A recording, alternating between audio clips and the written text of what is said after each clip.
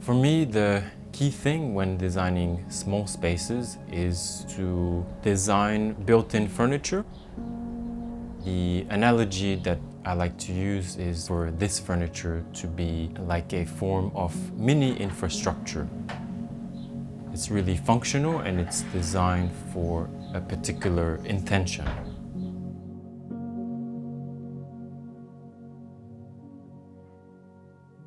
This episode of Never Too Small is brought to you by our book, Reimagining Small Space Living, our love letter to the visionaries and artists of small footprint design. Get yours today at nevertoosmall.com/store. My name is Raimana Jones. I'm the founder and designer at Atelier Jones Design.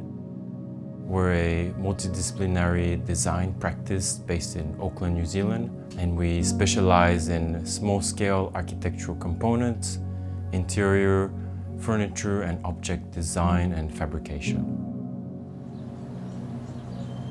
The building is located in the suburb of Otahuhu in Auckland.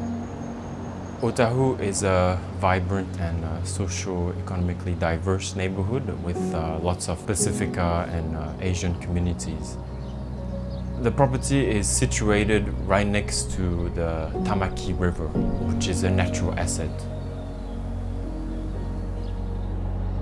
The building was built in late 2020. The client had space on their property, so they decided to build units that are self-sustained and are fully equipped with all the amenities of a regular home. The building has a sheltered carport with 2 levels that have 27 square meter footprint and each have its own tenancy. The client also wanted the interior to have a good connection to the exterior as the unit faces the Tamaki River. The property was built where used to be an old garden shed. A lounge, a small dining area, a bedroom, and a small office nook were placed closest to the riverside to make the most out of the view and the light coming from the rain slider. A laundry, kitchenette, and a bathroom were placed furthest away from the riverside on the entrance area. I came across the Shaker movement. The Shakers are a small religious group originally from the States, and they invented a lot of design solutions to help them maintain tidiness in their spaces.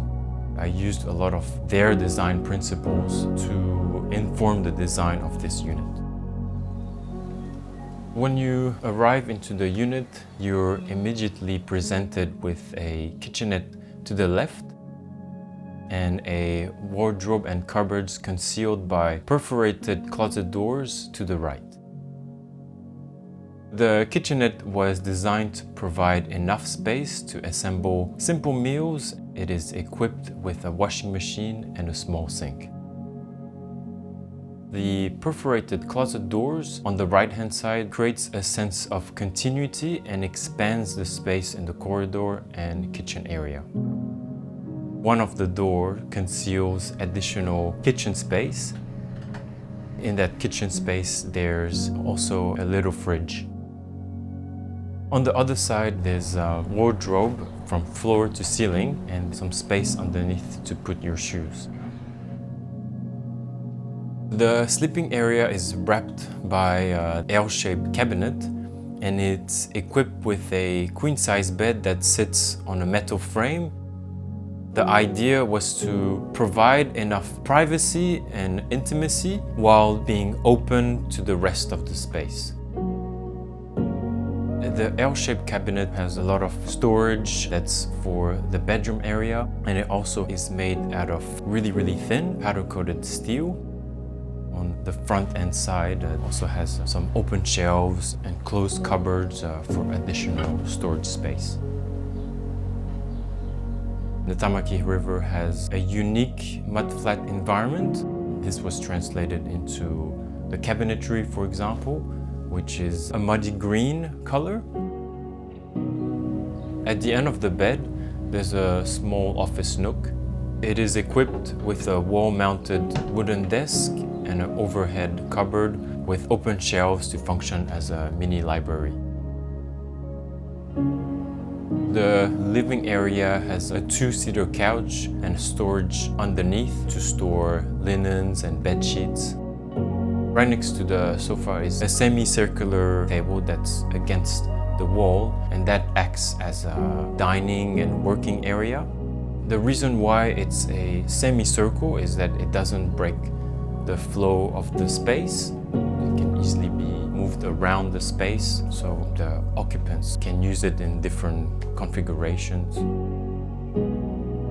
Facing the sofa is a large storage unit which is made out of melamine panels, and it's equipped with a platform for a TV, some overhead cupboards to store suitcases and other items, and a tall tower to store cleaning equipment.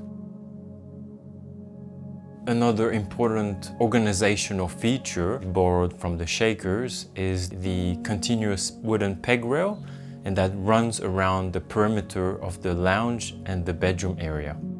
It provides a framework for the occupants to fill their own content on the walls without requiring fixings.